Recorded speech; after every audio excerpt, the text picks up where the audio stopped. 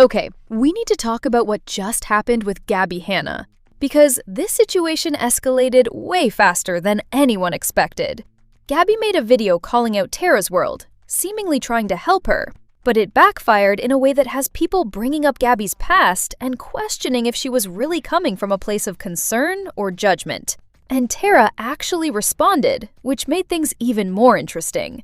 We're breaking down everything that happened, the reactions, and why this whole thing is more complicated than it looks at first. So, if you're not caught up, let me give you the backstory real quick. Taraswrld, who's a TikToker with a pretty solid following, had what people are calling a crash out over a halter top. Sounds ridiculous, I know, but hear me out. She posted asking if anyone had this specific sold-out top from For Love and Lemons, because she desperately wanted it for New Year's Eve. When she thought someone was going to send it to her, and they ghosted, she absolutely spiraled online about it. People were commenting like, "It's really not that serious," and "Girl, just find a different top." The whole thing went viral because people thought her reaction was way over the top for a piece of clothing. Now, here's where Gabby Hanna comes in. Gabby and Tara actually know each other. They met filming a Jubilee video about influencer experiences, and Gabby says she started following Tara after that. So when Tara went viral for the halter top drama, Gabby decided to make a video directly addressing her. And this is where things get messy. Gabby's video wasn't really about the halter top at all. She basically said she could sense this sadness coming from Tara, and that she thinks Tara is ashamed of doing OnlyFans. Gabby mentioned that during the Jubilee shoot, Tara seemed uncomfortable fully admitting that she does OF. We've met in person, chill vibes. I really liked you. I thought you were very sweet. So, listen. So I hadn't heard of you before we met at Jubilee, right? I was so afraid to go to the Jubilee thing because I was like, okay, I've been asked to be a part of this thing. Do all influencers look alike? Who's gonna be there? What are they gonna ask? Is this some type of trap? Am I gonna feel pit? Like, who's gonna be there, right? And then I get there later than everyone and I walk out and I see you guys all lined up and I'm like, I don't recognize pretty much any of these people. We're all on a fresh slate. As far as like I was concerned, like fresh slate, let's all get to know each other. And Gabby took that as a sign that Tara's unhappy with that choice. In the video, Gabby even admits she doesn't really get why the halter top situation was such a big deal to Tara, but she used it as this jumping off point to give Tara what she called advice. She told Tara that if OnlyFans doesn't make her happy, she doesn't need to do it. And she tried really hard to make it clear that she wasn't judging Tara, that she was coming from a place of caring because she genuinely likes her and wants her to be happy. On the surface, that sounds supportive, right? Like she's just looking out for someone she knows. But here's the problem. A lot of people immediately called out the video as being super judgmental, despite Gabby's claims otherwise. And honestly, I can see why people felt that way. Because even though Gabby said she wasn't judging, the entire premise of the video was basically, I can tell you're unhappy doing this work, so maybe you should stop. And that assumption alone, that someone doing OF must be unhappy or ashamed, is kind of judgmental in itself. Tara never asked for Gabby's opinion on her career. She was just upset about a top.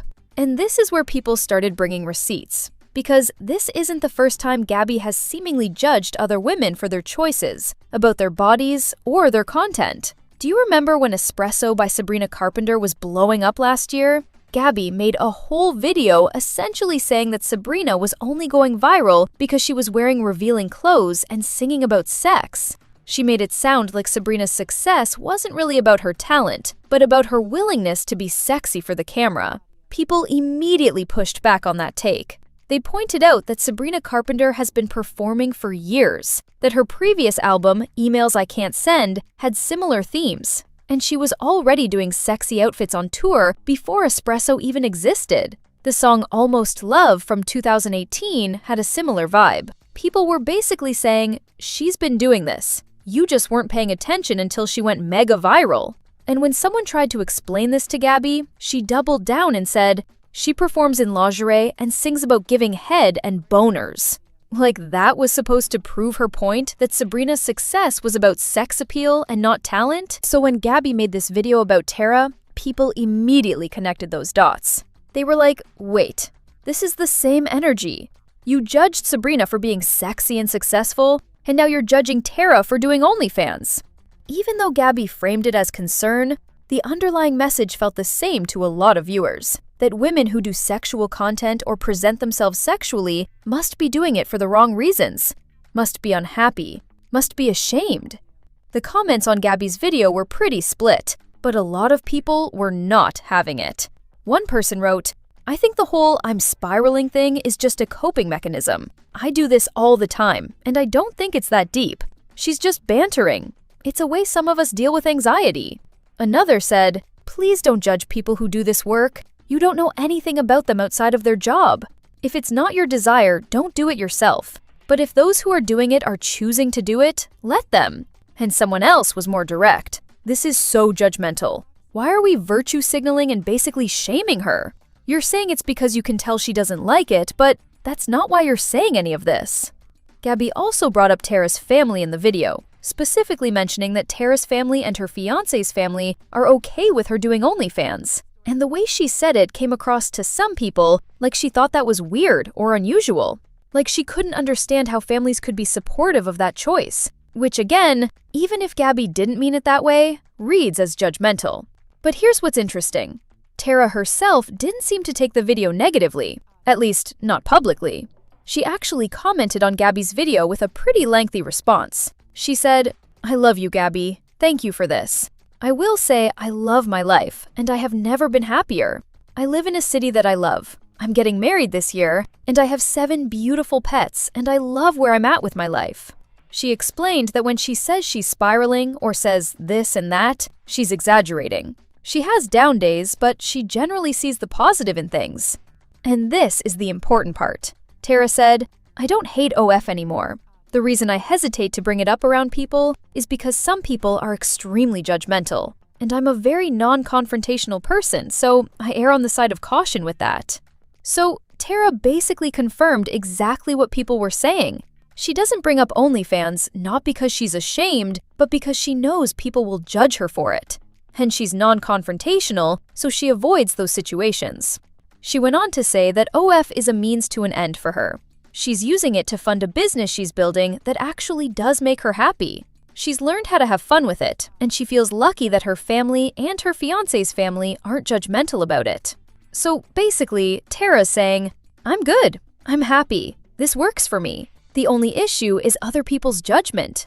Gabby replied to Tara's comment and said, "So grateful you saw this. I'm really happy for your success, your relationship, all of it. I'm always here to talk and just wanted you to know that not everyone is trying to hurt or judge you and that you're not an evil person. You're not a monster. You are who God says you are, fearfully and wonderfully made in His image. Reach out for anything, sister." Now, on one hand, that's a sweet response.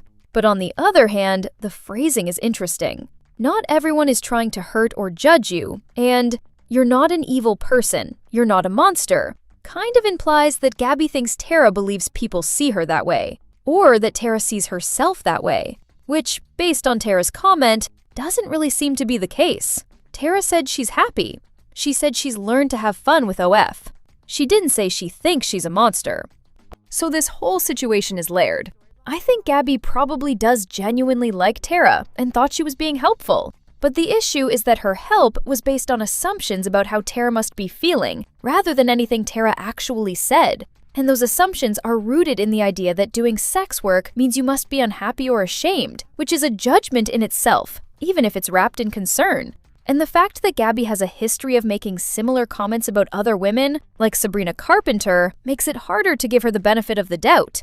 It starts to look like a pattern of Gabby feeling uncomfortable with women who are sexual in public ways and projecting that discomfort onto them as concern. At the end of the day, Tara handled it really gracefully.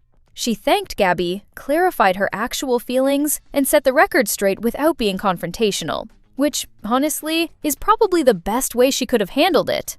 And Gabby seemed to receive that well, so maybe that's the end of it. But the conversation it sparked about judgment and sex work and who gets to decide what makes someone else happy is definitely worth talking about. So what do you think? Do you think Gabby was genuinely trying to help, or do you think there was judgment underneath? And do you think it's ever okay to give unsolicited advice like this, even if you think it's coming from a good place? Let me know in the comments, because I'm really curious what you guys think. And if you made it this far, thanks for watching. I'll see you in the next one.